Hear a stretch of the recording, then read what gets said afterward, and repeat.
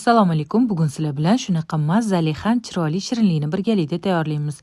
6 dona tuxumni oqini sarig'idan ajratib olamiz va oqini ko'pirtirishni boshlaymiz. Ozgina ko'pirgach, shakarni yarmini solib ko'pirtirishda davom etamiz. Qattiq penka bo'lguncha ko'pirtiriladi.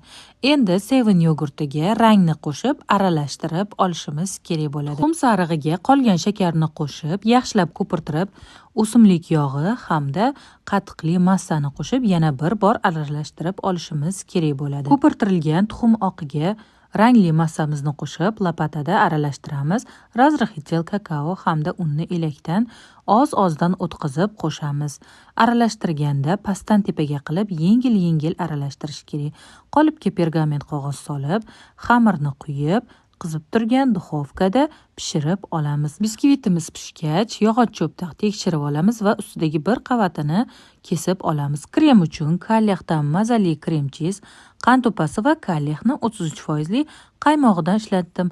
Bu eng ideal krem hisoblanadi. Juda ham mazali.